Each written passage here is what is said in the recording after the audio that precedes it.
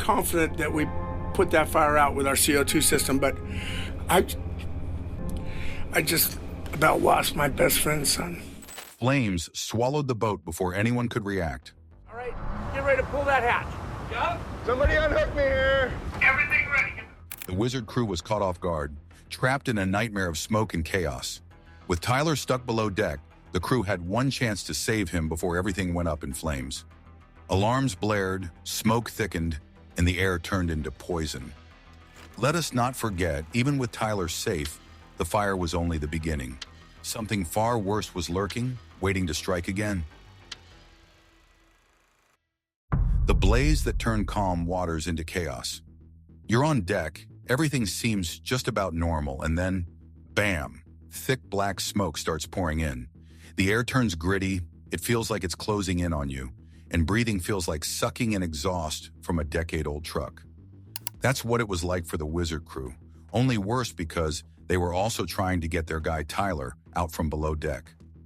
Smoke's creeping in, flames are spreading, and the crew's racing against the clock to prevent the ship from turning into a floating bonfire. Suddenly, just as Tyler is within reach, there's a deafening crack, the kind that turns your stomach cold.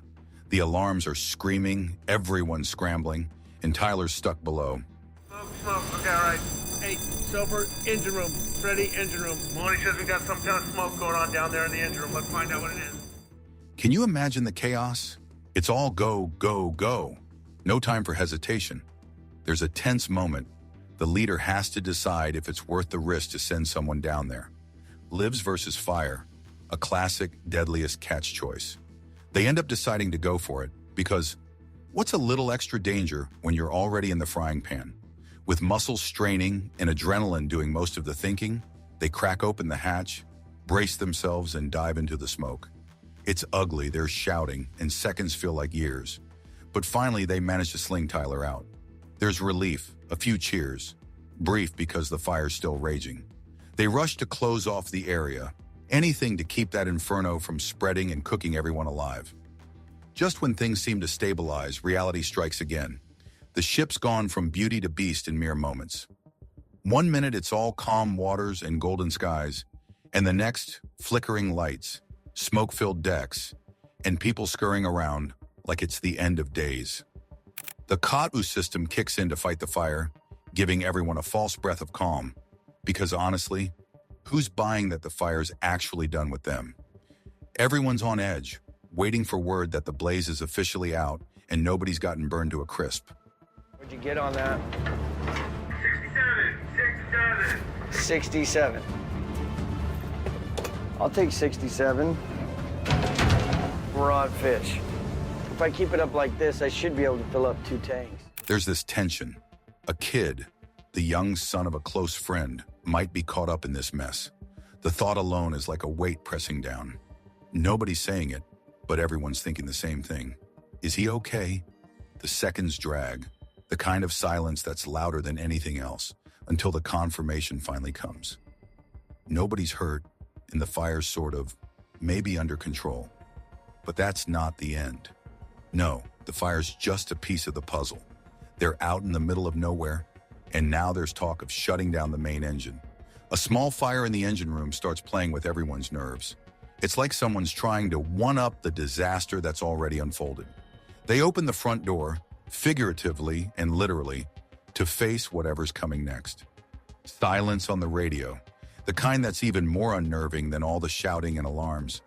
It's like the world just forgot them. They're alone with their problems, COTU gone rogue, smoke still crawling around, and the damage piling up below deck. Finally, there's a voice. Are you okay? They're okay, or at least that's what they're going with. Then someone figures it's time to deal with the damage downstairs. There's wiring that's been reduced to nothing but a charred mess, and they're trying to figure out how to make this floating pile of problems move again. Then the night brings another unwelcome twist. A bright light flashes across the sky, just for a second, leaving the crew rattled and wondering if it's a sign of yet another disaster. The weird flash, the sudden cry to steer, it all adds to an already exhausting ordeal. It's like the universe decided one crisis wasn't enough. They juggle more problems. Small fires here, electrical malfunctions there. Everyone's moving, putting out flames, patching things up. It's like whack-a-mole, except with life-threatening situations. The leader keeps barking out orders, keeping the crew focused, steering them, both figuratively and literally, through this madness. Somehow, amidst all this, they manage to pull things back under control. It's a slow, teeth-gritting kind of progress. But progress, nonetheless. They're getting the systems back online, rigging workarounds for things that aren't cooperating, and slowly the Wizard starts to resemble a functioning ship again. There's this sense of pride, a "we did it" kind of feeling, but it's held in check by the knowledge that any minute, something else could go horribly wrong. The crew knows they're not out of the woods, or out of the waves in this case, but for a moment they catch their breath. Mandy's called up to handle the controls, steering the vessel, holding things steady. She's got the crew's silent respect. No words, just trust. And Edgar? He's still plugging away, doing the impossible with whatever's left of the electrical system. The fire is out, but now they must face what comes next. Survival in the balance. These guys, they're not heroes in the storybook sense. They're fishermen, scrappy, determined, and willing to do whatever it takes to make sure the Wizard keeps floating. Their education didn't come from books. It's all been learned in real time, through fires, storms, and near misses. Edgar's skills are a testament to that. No fancy degrees, just a lifetime of solving problems the hard way. They work day in and day out, learning, adapting, and getting better through trial and error. Every wave teaches a lesson, every storm is a classroom. It's a brutal way to learn, but it works. And when the lights come back on, when the pumps start running and they're finally heading back to shore, it's not just victory, it's survival, earned one problem at a time. The chaos had settled, but the day was far from over. The aftermath of a blaze like that leaves everyone rattled. Repairs, deep breaths, and inventory checks filled the hours that followed. They had to assess just how much had been burned, fried, or rendered completely useless. Edgar, still working tirelessly, began sorting out the maze of cables and pipes. Some of the wiring was so charred it crumbled in his hands. Others were just coated in soot, salvageable if they managed to clear it off. And while Edgar toiled, the rest of the crew began the tedious job of taking stock of their supplies. Imagine trying to patch a boat up in the middle of nowhere, smoke still lingering, and all the while knowing that every moment spent floating was another chance for the ocean to play its tricks. They were in the middle of a race, not against another ship, but against time and the relentless sea. There was still a lot more work to do. The Wizard was still vulnerable. Mandy was still at the controls, and it felt like she had the weight of the whole crew on her shoulders. She wasn't just steering, she was holding on to the last thread of stability they had.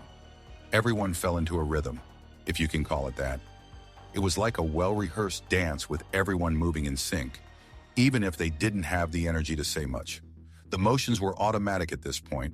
We're gonna have to go short-handed, but that's okay, we're fine. I'm not mad about that. I think it's great. You gotta, that doesn't happen every day. Edgar's hands carefully reconnecting wires, another member checking for breaches, and yet another scanning equipment for any signs of lingering heat. Everyone had a job, and there was no room for mistakes. The slightest wrong move could undo everything they had fought for so far. By the time the sun was peeking over the horizon, the Wizard looked like something out of a disaster movie. Scorched metal, a half-broken mast, and cables strewn about like confetti at a chaotic party. It wasn't pretty, but it was still floating. They had a semblance of light, the pumps were still functioning, and the engine, well, it was working enough to get them moving. They weren't running smoothly, but they were running, and that was something. They needed to move, even if it felt like crawling. There was something haunting about the sunrise over the open ocean, more so when you're not sure you'll even make it back to shore in one piece. The colors reflecting off the waves, pink and orange and gold, seemed out of place next to the scorched deck and the weary faces of the crew. They had made it through the night, but daylight brought its own challenges. The adrenaline was starting to fade, and exhaustion was creeping in. It's one thing to run on fumes during a crisis, but quite another to keep going when the emergency feels endless. The crew's next task was to determine their route back to shore. Edgar, now with soot-streaked cheeks and tired eyes, was called upon to make the calculations. They had to weigh their options. The shortest route might not be the safest, and the safest route might take them straight into another weather front. They had limited supplies, limited power, and no real way of knowing what the ocean had in store for them. They had to make a decision and make it fast, because every minute spent out here was another minute they were tempting fate. Conversing with Jake back and forth. Okay. And I don't know, man. It's just something smells funny here because he's alluding to the fact that we should be following his instincts. Edgar did the calculations as best as he could, his fingers tracing over the charts, his eyes narrowing at the numbers. He suggested a course, not the shortest, but a safer bet than heading straight into uncharted waters with their current state. The crew agreed. There was no time for debate. They adjusted their course, and Mandy did her best to keep the Wizard steady, her hands firm on the controls even as her body screamed for rest. Hours rolled by in a haze of repairs, adjustments, and an unrelenting focus on survival. The radio remained eerily quiet, and every time they tried to reach out, there was nothing but static in response. It was as if they were truly alone out there, a small speck on an indifferent ocean. The crew had to rely on one another, and they did. They worked in pairs or small groups, someone always watching someone else's back. They couldn't afford any more accidents. They survived the fire, but the real test is just beginning. A crew's struggle. The heat of the day brought another set of issues. The damaged parts of the ship, those still exposed, began to absorb the sun's relentless rays, turning them into hazards in their own right. The deck was hot enough to burn skin if you weren't careful, and the already struggling ventilation system wasn't doing much to help. They had to find shade where they could, working beneath makeshift covers, anything to protect themselves from the heat. Edgar and his makeshift repair crew had finally gotten the engine to run more smoothly, though it still sputtered from time to time. There was no telling how long it would last, but it was something, a lifeline they weren't about to let go of. And while Edgar focused on keeping the engine alive, the rest of the crew worked on the smaller but equally important tasks. They checked on their dwindling food supplies, rationing water, making sure everyone had just enough to keep going. No one talked much. There wasn't much to say. They knew they had survived the fire, but surviving out here, miles from anywhere, was a different beast altogether. There was no telling how long they'd have to limp along like this, or if the Wizard would even make it back to shore without giving out completely. It was an unspoken fear, but it was there in every exhausted movement, every grim expression. They were determined, but they were also realistic. They knew what they were up against. As the day dragged on, the radio crackled to life for the first time in hours. A voice, barely audible, broke through the static. It wasn't much, but it was something, a sign that maybe, just maybe, someone out there knew where they were. The crew gathered around, listening as the voice faded in and out, trying to make out anything useful. We're just warming up. Okay. We already saw the sign. Now, we're dialed. It was like a lifeline, that faint voice, even if they couldn't understand the words. It meant they weren't entirely alone. Mandy, with her hands still on the controls, glanced over at Edgar. He gave her a tired nod. They weren't out of this yet, but there was hope. Hope that someone might be looking for them, that they weren't just a forgotten blip on the ocean. And with that hope came a renewed determination. They had made it through the fire, through the night, and they would make it through this as well. The night came again, and with it, another set of challenges. The repairs held for now, but every creak of the ship was a reminder of how fragile their situation was. The Wizard wasn't just a vessel, it was their lifeline, and it was hanging on by a thread. They took turns resting, though sleep was fitful and brief. No one could fully relax, not with the knowledge of how close they had come to losing everything. Edgar, despite the exhaustion written all over his face, kept working. He was relentless, moving from one problem to the next, his hands never idle. It was as if he couldn't afford to stop, as if stopping would mean admitting just how dire their situation was. And maybe it was. Maybe if he kept moving, kept fixing, it would mean they still had a chance. By dawn, the crew was running on empty. They had rationed their supplies, but it was clear they would need to reach shore soon or face another kind of crisis. Going down to get a simple trailer line, and next thing you know, we got to pull them out of the fire. And Cap set off the CO2, so we got to wait a while till we can get back down there and assess. The repairs were holding, the engine still sputtered, and the Wizard moved forward, slowly but surely. The radio was silent again, but the memory of that faint voice gave them something to hold on to. They weren't out of this yet, but they weren't giving up either. Mandy kept the boat steady, eyes glued on that never-ending stretch of ocean. The horizon was just this line where the sky kissed the sea, teasing them with secrets they couldn't quite get at. It was like everything was out there, somewhere, but just out of reach. She squinted, her face set with this intense look like she was ready to burn a hole in the water. Anything to give her a sign they were finally nearing an end to this whole mess of a journey. The salty breeze stuck to her face, mixing with the sticky sweat that had pretty much become a part of life by now. The boat's old bones creaked and the engine buzzed like a tired old bee. Just the background music of this nightmare. Every wave that hit them, every roll under the hull, felt like a reminder. This wasn't over. Not yet. Edgar was right next to her, his silence louder than any wave crashing against the bow. He stood steady, hands resting on the controls, almost like he was feeling for a heartbeat, a pulse that meant they were still alive. His eyes weren't on the horizon, though. Nope. Edgar had his eyes down on the gauges and charts, watching every twitch of a needle, every squiggle on a map, like they were the secrets to life itself. He whispered numbers under his breath, calculating something, or maybe just trying to keep his mind from unraveling. Either way, the guy was locked in. This was their lot now. Mandy and Edgar trying to keep this rust bucket afloat, with the rest of the crew relying on them to make it through. I get it. That's why it drives me. I understand. I'm not pointing fingers. I'm trying to not let this ever happen again. It's all I care about. This wasn't just about finding land. It was about finding something to hold on to, some proof that they could outlast whatever the ocean decided to throw at them next. Storms, scorching heat, the endless feeling of being lost. It had all stitched them together into this weird, scrappy little family.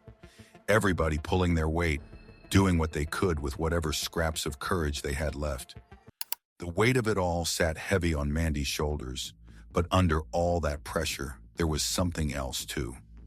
Determination. Pure, stubborn determination that had gotten them this far. Whatever came next, whether they found land or found themselves staring down another cruel twist from the sea, they'd face it, together. Edgar was there beside her, steady as ever, a reminder that she wasn't doing this alone. They'd see it through to the end, whatever that end might be, because they weren't just a crew. They were a patchwork family, built out of struggle and a fierce will to keep going, no matter what. The crew, weary and battered, kept at it. They patched, they repaired, they adjusted, they held on. The fire had tried to break them, the ocean had tried to swallow them, but they were still here, still moving, still fighting. They were fishermen after all, and the sea was in their blood. They weren't about to let it take them without a fight. And as the sun climbed higher, casting its light over the ocean, the Wizard pressed on, a scarred, battered testament to the determination of its crew. They might be bruised, they might be exhausted, but they were not beaten. Not yet. But how long can the crew keep defying the sea's relentless power? Will their determination be enough next time? Let me know your thoughts in the comments. Like and subscribe.